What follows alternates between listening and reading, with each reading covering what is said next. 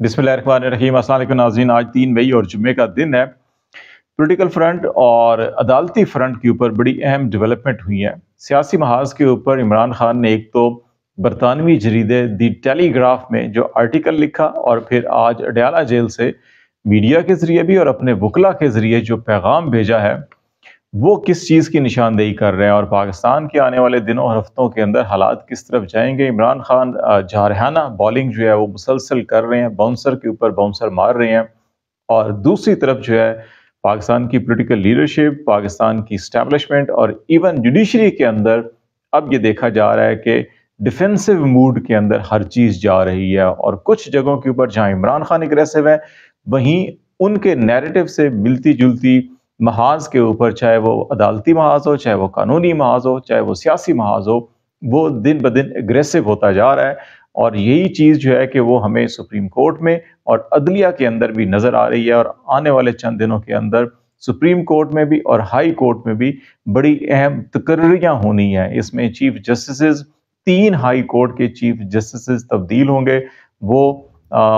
Elevate होकर supreme court में आ सकते हैं और वहाँ पे नए कौन से जजेस जो हैं कि वो चीफ जस्टिस बन सकते हैं। ये बड़े अहम मामलात हैं जिसके तनाजुर के अंदर सुप्रीम कोर्ट के अंदर बड़ी अहम जो है कि डेवलपमेंट हुई है। सुप्रीम कोर्ट में जुडिशल कमीशन ऑफ पाकिस्तान का आज इजलास था। उस इजलास में 2 बड़े अहम फैसले हुए और एक फैसला नहीं हो सका। रूल्स में तरमीम की जानी थी। गुज़श्ता रोज़ भी हमने आपको कहा कि जो chief justice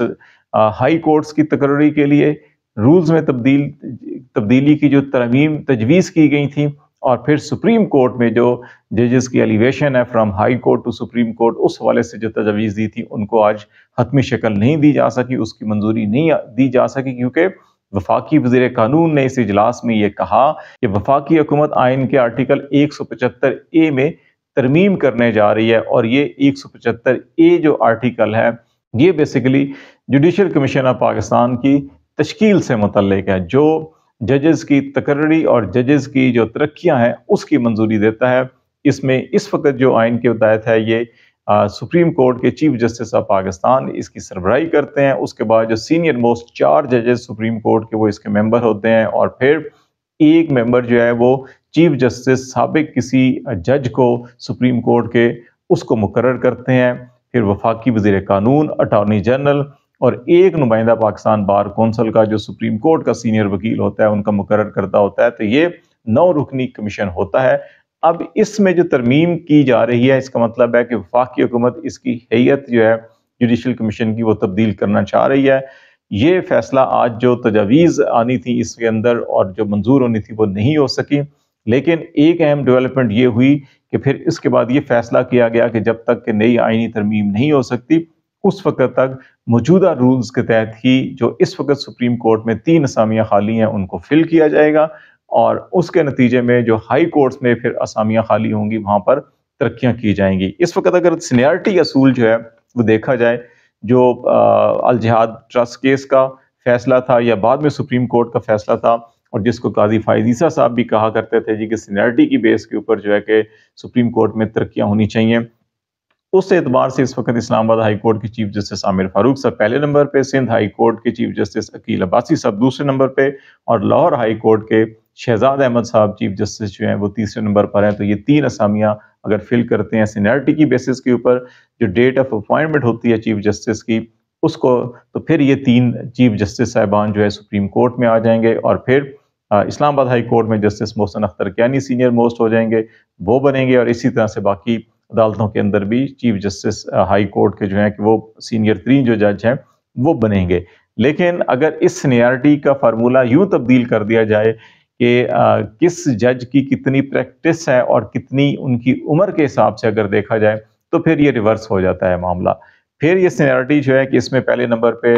Lahore high court के चीफ जस्टिस शहजाद अहमद साहब हैं, अकील अब्बासी साहब दूसरे नंबर पे सिंध हाई कोर्ट के, तीसरे पे हाशिम काकड़ साहब जो बलूचिस्तान हाई कोर्ट के चीफ जस्टिस हैं, चौथे पे इश्तियाक इब्राहिम जो पेशावर हाई कोर्ट के चीफ जस्टिस हैं और 5वें पे आमिर फारूक साहब सबसे नीचे आ जाते हैं और आमिर फारूक इस्लामाबाद हाई कोर्ट में ही रहेंगे और बाकी जजेस जो है आ सकते हैं। तो अब ये देखना होगा कि कौन सा फार्मूला है इसमें قاضی فائز صاحب جو ہے کہ وہ اڈاپٹ کرتے ہیں، اور جوڈیشل کمیشن آف پاکستان کی جب اگلی میٹنگ ہوتی ہے اس کے اندر نام پیش کیے جائیں گے تو اس سے اندازہ ہو جائے گا۔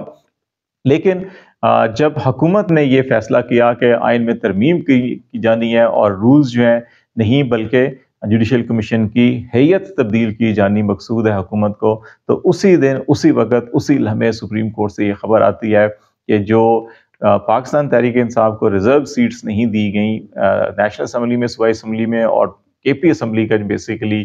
ہائی کورٹ کا فیصلہ تھا اس کو چیلنج کیا گیا تھا یہاں پہ، وہ مقرر کر دیا جاتا ہے۔ اس کی سماعت 8 مئی کے لیے 3 رکنی بینچ اس کے لیے فکس کیا جاتا ہے۔ اس بینچ کی سربراہی جو ہے جسٹس منصور علی شاہ، اس کے ساتھ جسٹس اطہر من اللہ اور جسٹس مظہر جو ہیں یہ ہوں گے۔ اس سے پہلے جتنے بھی پی ٹی آئی کے پولیٹیکلی اور الیکشن سے متعلق کیسز تھے اس کو جسٹس قاضی فائز صاحب خود ان کو سربراہی کر رہے تھے، اور 3 رکنی بینچ جو ہے یہ فیصلے کر رہا تھا، اور تمام کے تمام فیصلے پی ٹی آئی کے خلاف ہوئے تھے۔ لیکن آج جو ہے کہ چیف جسٹس قاضی فائز صاحب نے خود کو اس بینچ سے الگ کیا۔ اس بینچ کی بظاہر حیت دیکھی جائے، اور پھر ابھی الیکشن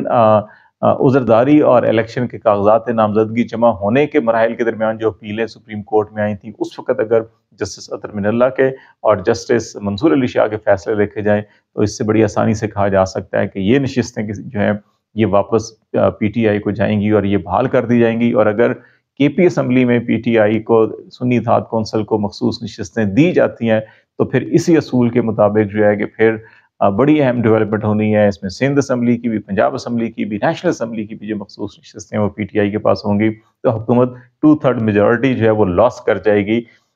تمام اسمبلیوں کے اندر، خاص طور کے اوپر جو مرکز میں قومی اسمبلی ہے، تو اس طرح سے آئینی ترمیم بھی نہیں ہو سکیں گی۔ تو اس لیے بہت ساری چیزیں جو ہے یہاں پہ چل رہی ہیں، یہ اس کو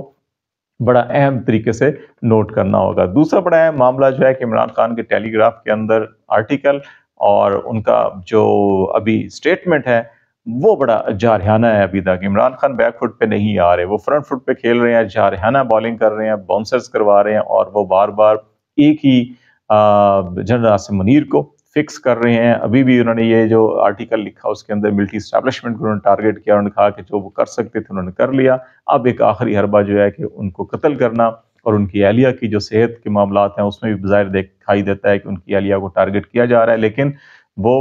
ڈرتے نہیں ہیں کیونکہ ان کا ایمان جو ہے کہ وہ پختہ ہے اور یقین ان کا بڑا پختہ ہے، اس لیے وہ کسی سے نہیں ڈرتے اور اپنے اصولوں کے اوپر کھڑے رہیں گے۔ تو یہ پوری دنیا کو میسج بھی دے رہے ہیں، اور دوسری طرف جو ہے کہ یہاں اسٹیبلشمنٹ کو بھی اور پولیٹیکل فورسز کو بھی میسج دے رہے ہیں کہ وہ مذاکرات تو کر سکتے ہیں لیکن وہ ڈیل کسی سے نہیں کریں گے، اور اس کے لیے ابھی بھی جو میسج ہے اس میں انہوں نے کہا گیا ہے کہ ان کا جو مینڈیٹ ہے وہ ان کو واپس دیا جائے۔ الیکشن آڈٹ کی بات کر رہے ہیں، وہ اسی صورت کے اندر بات چیت ہو سکتی ہے۔ اور اسی تناظر کے اندر جو ہم نے کل بھی بات کی تھی کہ اسلام آباد ہائی کورٹ میں جو